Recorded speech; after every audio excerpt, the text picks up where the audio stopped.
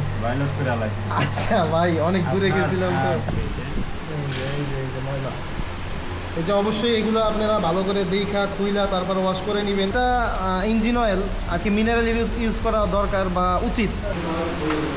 Service কেন করা দরকার দেখেন, এবারের মতো আমি মিনারেলটাই ব্যবহার করলাম। হাই স্পিড পানি দিয়া যতভাবে চেক করা লাগে আমি চেক করছি।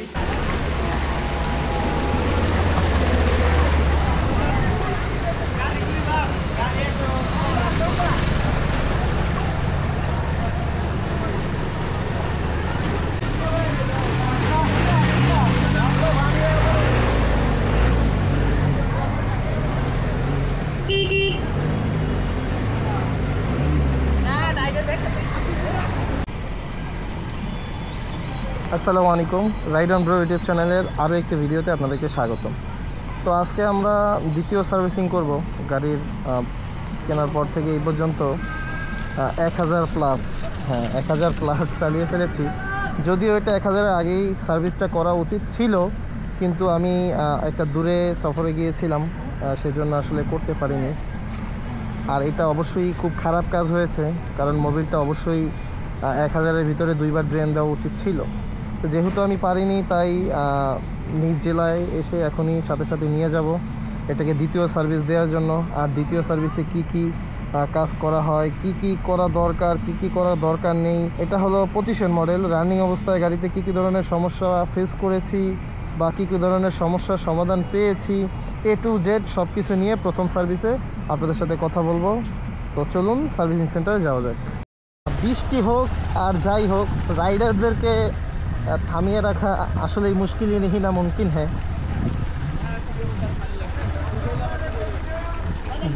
যত কিছুই হয়ে যাক না কেন, আমাদের বাসায় রাখাটা পসিবল না। বৃষ্টিটা উপভোগ করার জন্যই বাহিরে বের হওয়া।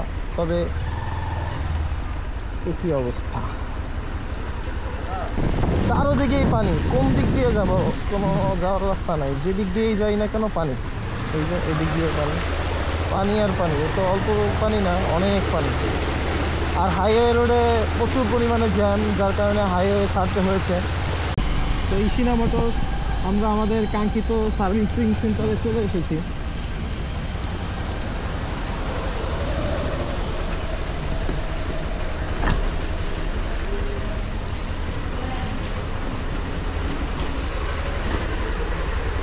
আসসালামু আলাইকুম জাফর ভাই, ভালো আছেন? ভাই 1080-85 মতো চলেছে। 1085 তো আপনি রুলস ভায়োলেট করে আলাইছি। আচ্ছা ভাই, অনেক দূরে গেছিলাম তো। টাইম হচ্ছে 750 থেকে 1000। 750 থেকে আপনার সার্ভিস টাইম শুরু, 1000 পর্যন্ত ক্লিয়ার। মানে প্রথমে তো ভাই আমি দুঃখিত, আসলে 1000-এর আগে আসা দরকার ছিল, যেটা করতে পারি নাই। তো কাজের সুবিধার্থে প্রথমে আর কি ওয়াটার স্প্রে করে নিচ্ছে, যাতে ময়লাগুলো ক্লিয়ার হয়ে যায় আর কি।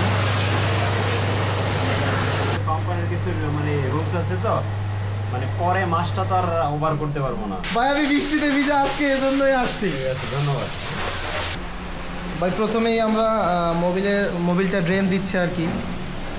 যদিও এটা 750 থেকে 800 ড্রেন দেওয়া দরকার ছিল, এটা দিলে আমার গাড়ির জন্যই ভালো হতো আর কি। কিন্তু আমি অনেক দূরে যাওয়ার কারণে আর লং ড্রাইভের কারণে আসতে গিয়ে আর কি অনেকটাই বেড়ে গেছে। অবশ্যই আপনারা 750 থেকে 1000-এর ভিতরেই দ্বিতীয় মোবিলটা ড্রেন দেবেন। তাছাড়াও লং টাইম গাড়িটা চলার জন্য আর কি বেশি কার্যকরী হবে।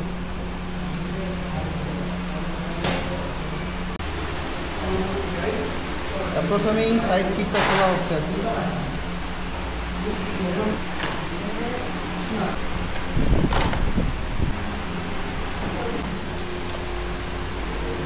ব্রেক প্যাডটা খোলা হচ্ছে।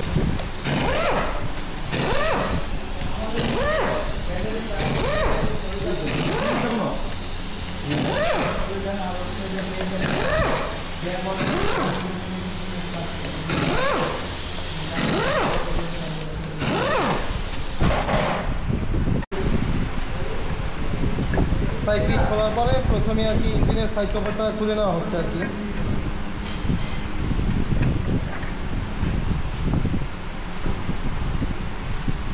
আর আমার গিয়ার শিফটিংয়ে যে সমস্যাগুলো প্রথম দিকে ছিল এইটা অনেকটাই ক্লিয়ার হয়ে গেছে এখন। তারপরও একটু টুকটাক গিয়ারটা এখনও ফাঁসে। অনেকেই বলে কি যে খোলাটা উচিত না, হ্যাঁ হ্যাঁ যে তাদের উদ্দেশ্যে বলে এই দেখেন এই গাড়িটা অনেক ময়লা। হ্যাঁ অনেক ময়লা। এখন এটা মোবিলটা ইঞ্জিন অয়েলটা সার্কুলেশনটা ঠিক মতো হইতে পারতেছে না এটার কারণে। তা বলে এটারে রোটার বলে, তার সাথে অনেক কিছুই আমাদের সাথে মেলে না। নিজের ভাষায় নিজের মতো করে বলে আর কি, নাকি? আর অয়েল লিকেজ করা, ইঞ্জিন থেকে যে অয়েল লিকেজ করা, এই সমস্যাটা আমি এখন পর্যন্ত পাই নাই। আর যদি ভবিষ্যতে পাই সেটা অবশ্যই আপনাদের সাথে শেয়ার করব। তবে এই পর্যন্ত আমি অয়েল লিকেজের সমস্যা পাইনি। দেখছেন কি পরিমাণ ময়লা জমে, এই যে ময়লা, এই যে অবশ্যই এগুলো আপনারা ভালো করে দেখা খুইলা তারপর ওয়াশ করে নেবেন, যেই শোরুম থেকেই সার্ভিস করান না কেন। একটা কথা কি ভাই, প্রত্যেকটা শোরুমের সার্ভিস একরকম না। কোনো শোরুমে হয়তো বেটারভাবে আপনাকে সার্ভিস দিবে, কোনো জায়গায় একটু দায়িত্বটা হয়তো তারা কম বা কাজ সংক্ষেপে করার চেষ্টা করবে। তো আপনাদের হলো কাজটা বুঝে নেওয়া সবার থেকে। এই যে দেখেন অয়েল ফিল্টারে কী পরিমাণ ময়লা, হয়তো আপনারা দেখতে পাচ্ছেন অনেক ময়লা অয়েল ফিল্টারে। এই জন্য খোলা দরকার অবশ্যই। ইঞ্জিনের সাইড কিটটা খুলে আপনারা অয়েল ফিল্টারটা ক্লিন করে নেবেন। আবার রোটারি বলে যেটাকে, আবার যে নামি বলেন না কেন, এটাকে খুলে অবশ্যই ক্লিন করে নেবেন। আবার আর একটাও বলে কলকি, কলকি। আবার গাঁজা খায় নাকি এটা দেখে। তো দেখতে তো কলকির মতো দেখায়, এই জন্য নামই দিয়ে দিয়েছে কলকি। নামই দিয়ে দিয়েছে কলকি। বেশিরভাগই এরা আপনার গ্রেজে বলা হয় কলকি। এইটা নতুন গাড়িতে অনেক সময় চেঞ্জ করা দরকার হয়, অনেক সময় হয় না। এটা আমি দেখছি অন্য ভিডিওতেও, নাকি ভাই? এটা এক একজনের পরিবর্তন করলেও করতে পারে, না করলেও সমস্যা নাই কোনো, না? এর দাম বেশি না, 60 টাকা না 60 টাকা। হ্যাঁ,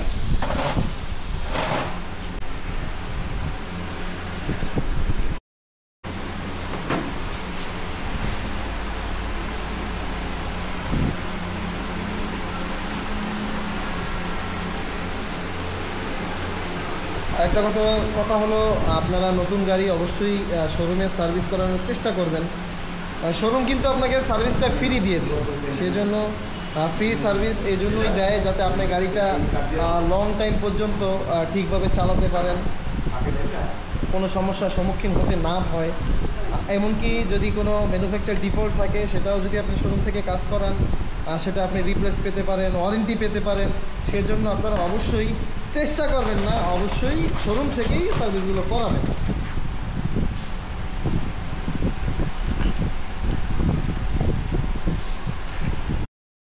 অনেকে আছে মনে করে যে ভাই শোরুমে গেলেই খরচ অনেক, বা এই পার্টস লাগে ওই পার্টস লাগে, গাড়ি একবারে না দেখান পর্যন্ত আপনি শোরুমে আসেন, যে হয়তো তাদের সার্ভিস দেওয়া থাকবে বা শোরুম থেকে নির্দেশনা বলা থাকবে, এরকম করতে পারে, এটা আমার জানা নেই।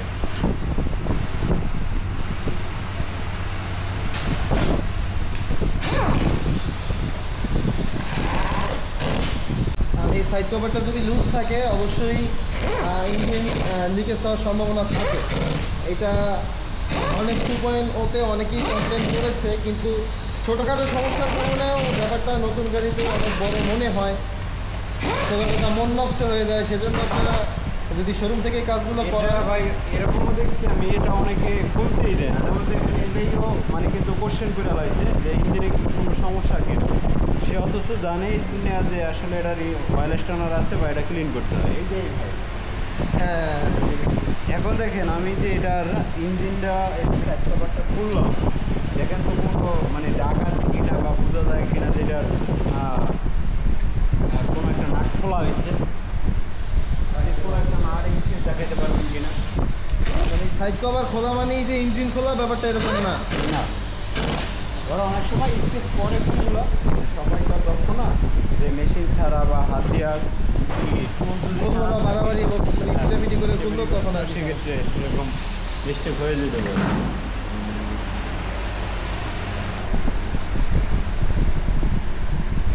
পর্যন্ত দুইটা ইঞ্জিন অয়েল আবার ব্যবহার করা হয়েছে আর কি। কয়টা পর্যন্ত মানে কয়টা ইঞ্জিন অয়েল আর কি মিনারেল ইউজ করা দরকার বা উচিত নতুন ইঞ্জিনের ক্ষেত্রে? দুইটাই ব্যবহার করা যথেষ্ট। মানে প্রথম থেকেই ব্যবহার করা যায়, কিন্তু মিনারেলটা ব্যবহার করা ভালো, যেহেতু বারবার চেঞ্জ করলে ইঞ্জিনটা ফ্রেশ থাকে। এখন থেকে যেমন 1000 প্লাস আপনার হয়ে গেছে না, হ্যাঁ, এখন থেকে আপনি চাইলে সিনথেটিক ব্যবহার করতে পারেন, কোনো সমস্যা নেই। কিন্তু আমি বলি যে না, আমি আরও 2-1টা মিনারেল ব্যবহার করব, তারপরেই সিনথেটিক ব্যবহার করব। আর এই ক্ষেত্রে তো আপনার মাইলেজের কোনো সমস্যা হবে না নাকি? ইঞ্জিন অয়েলের সাথে মাইলেজের কোনো সম্পর্ক নেই।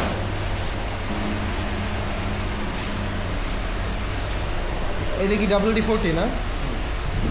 রেনবোটা ক্লিন করে রয়েছে, বেশিরভাগই ইঞ্জিন অয়েল লিকেজ করার সম্ভাবনা থাকে। এই যে আগের বারও আমি আর কি ওয়াশারটা নতুন লাগিয়েছিলাম, এইবারও ওয়াশারটা নতুনই লাগিয়ে নিচ্ছি আর কি।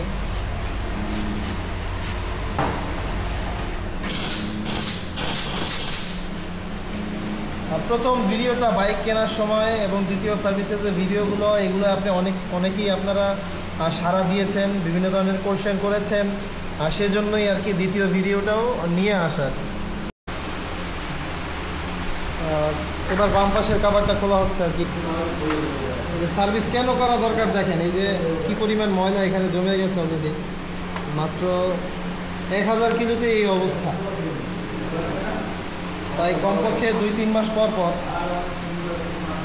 ভাই কত কিলো পর পর, মানে গাড়ি তো আমি নতুন অবস্থায় চালাচ্ছি, কত কিলো পর পর, মানে কত হাজার কিলো পর পর আর কি পরপর মাস্টার সার্ভিস করা দরকার। সার্ভিস থাকাকালীন প্রয়োজন নেই, হ্যাঁ, তারপরে যে আপনি করতে পারেন 20,000 পরে যে মাস্টার সার্ভিস। আর এমনি প্রথম অবস্থায় যে সার্ভিসগুলো দেখানো হয়, একটা সার্ভিসে যা যা দেওয়া আছে বইতে, ওই নিয়মে যদি সার্ভিস করে তাই এই গাড়ি আনা করার দরকার হয়। তবে আমরা এইগুলো অনেকেই করি। চেইনটা ওয়াশ করে দিচ্ছে আর কি। ভাই আগে কি এটা কিন্তু রাইড হবে না, যেটা আমি দিচ্ছি ব্যবহার করছি এটা সঠিক না। হ্যাঁ, এখানে আচ্ছা। ব্যবহার করা উচিত লুব্রিকেন্ট বা ওই যে চেইন লুপ বলে যেটা। হ্যাঁ, তবে এটা কস্টিংটা অনেক বেশি, দাম বেশি, তো এর লেগে অল্প দিয়ে হেরে দিই, চলে, কোনো সমস্যা নেই। একটু ই করো।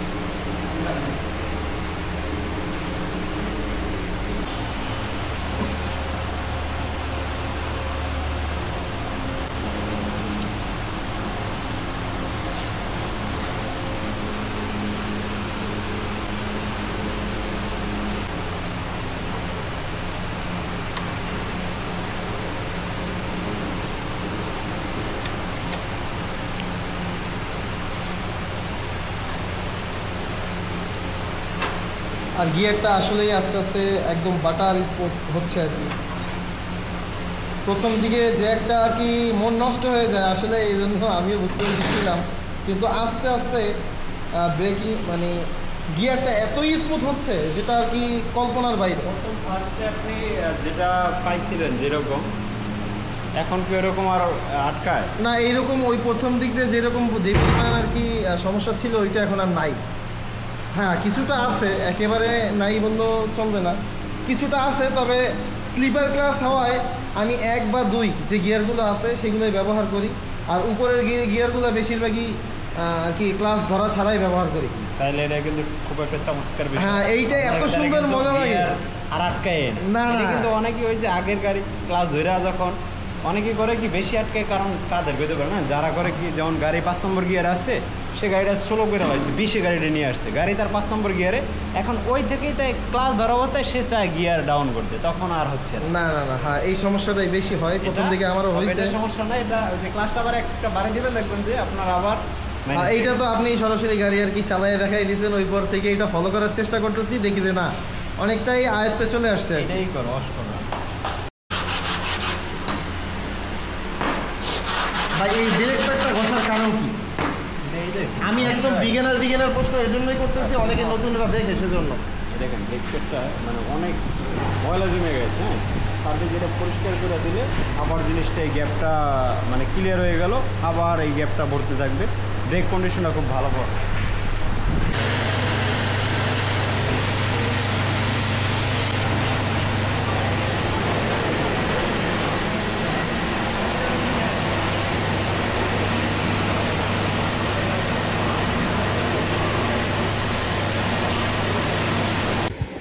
এবারের মতো আমি মিনারেলটাই ব্যবহার করলাম।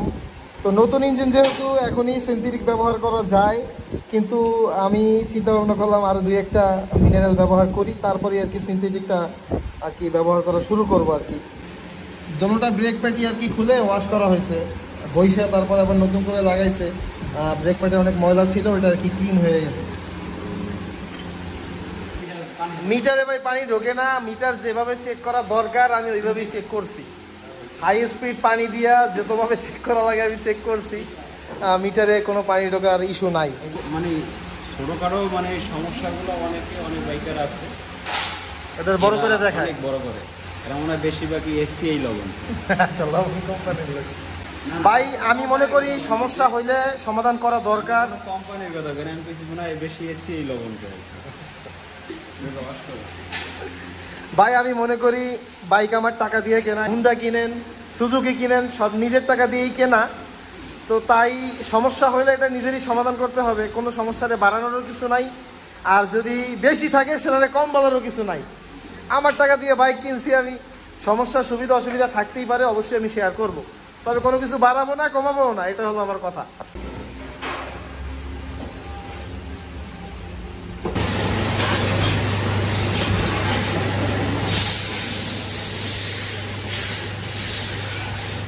গাড়িটা অলমোস্ট সব কিছু কমপ্লিট, এখন আর কি টেস্ট রাইডের জন্য বের করা হচ্ছে।